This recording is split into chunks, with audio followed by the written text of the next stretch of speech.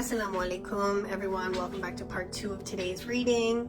So we've seen how the people of Kufa and the people of Basra have joined hands and began a revolution to seek vengeance for the killing of Imam Hussain alayhi salam. And they did this out of guilt and regret that they weren't there to support him and possibly save his life during the Battle of Karbala. So this revolt began 4 years after the Battle of Karbala, and it was called the Repenters' Revolt. And they were prepared to be martyred in this revolution. Their goal was to fight to the death, basically.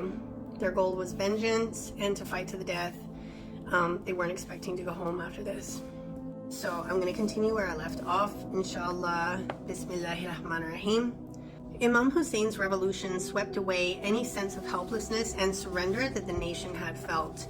It replaced these sentiments with a desire for revolt that bordered on the suicidal.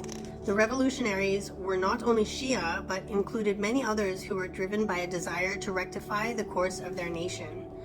Yet the fact that this revolt was a vengeful and suicidal one explains the fact that it was not able to garnish much strength.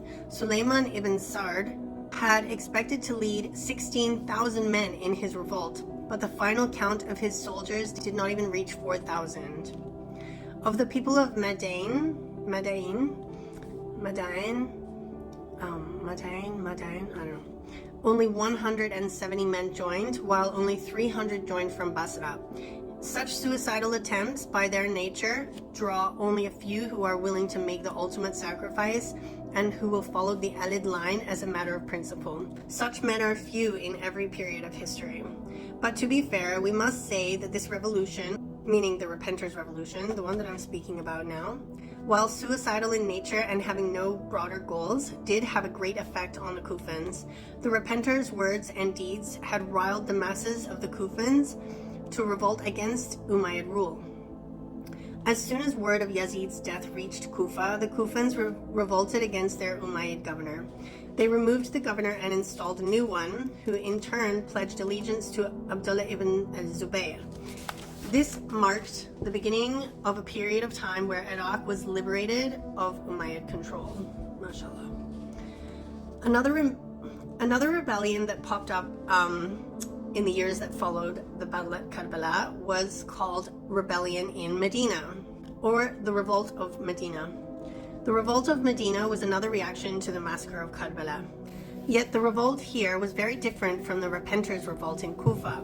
It was different in both its motivations and its goals. The motivation in Medina wasn't solely vengeful. The revolutionaries there tried to limit the control of a tyrannical Umayyad state. There is no doubt that the flames of revolution were blazing within Medina, and that the revolutionaries only sought the right opportunity to revolt. The murder of Imam Hussain alayhi salam and his companions was chief amongst the causes of this sentiment. Zainab bint Ali, peace and blessings be upon her, had returned to Medina after witnessing the massacre in Karbala and being taken captive to Damascus. After her return to Medina, she began to work tirelessly to foment a new revolution. She was so effective in rallying Medina against Yazid that the governor of the time wrote him a message stating, "Her presence among the people of Medina is riling their sentiments. She is eloquent, wise, and cunning. She and her followers are now poised to revolt and seek vengeance for Hussein." A quick reply came ordering the governor to isolate her from the people. The proximate cause of the revolution was the delegation of Medina's notables that had been sent to Damascus to meet with Yazid. When they arrived to Yazid's court, he honored them and presented them with lavish gifts. But when these men came back to Medina, they began to encourage the city to revolt. They had gone to Damascus and seen Yazid's true colors. He was an impious drunkard, his court was lined by bards and musicians, and he was generally surrounded by corruption. One member of the delegation, by the name of Abdullah ibn Handhala al-Ansari, stood and said, "I have come to you from the court of a man who I am willing to fight, even if my only followers were my children. He had honored me and showered me with lavish gifts, but I only accepted them so I could strengthen my revolt." At that point, the people of Medina renounced any allegiance to Yazid and pledged their aid and support to Abdullah ibn Handhala al-Ansari. Medina revolted against Umayyad rule. They expelled the Umayyad governor and 1,000 of his men. Though they were threatened with the gravest of repercussions, they were not dissuaded. The revolt was finally quelled with utter brutality by the Levantine army.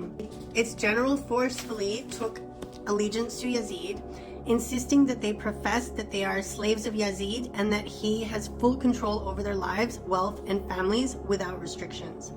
After the brutal quelling of the revolt in Medina, the Umayyad army set its sight on the revolution of Abdullah ibn al-Zubair in Mecca. Although Ibn al-Zubair had announced his revolt after the events of Karbala, we cannot claim that his revolt was actually an effect of Hussein's revolution. Ibn al-Zubair, driven by personal ambition and desire to rule, had been preparing for a revolt before Imam Hussein set foot towards Kufa. In that regard, he saw Imam Hussein's presence as a danger to his bid for power.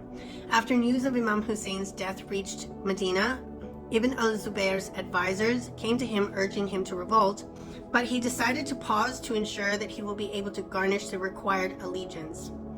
4 years after the events of Karbala, Abdullah ibn al-Zubair announced his revolt, and cities in Hejaz, Iraq, and the Levant soon ceded to his rule. Still, we cannot doubt that the Muslim nation was forthcoming in answering Ibn al-Zubair's call because of the renewed spirit that Imam Hussein's revolution had imparted. As we discussed before, it was the Repenters' revolt that had set a foothold for Ibn al-Zubair in Kufa. So, although we cannot claim that Ibn al-Zubair's revolt was a consequence of Imam Hussein's revolution, we cannot ignore the fact that there is some dependency on the sentiments that the massacre of Karbala invoked.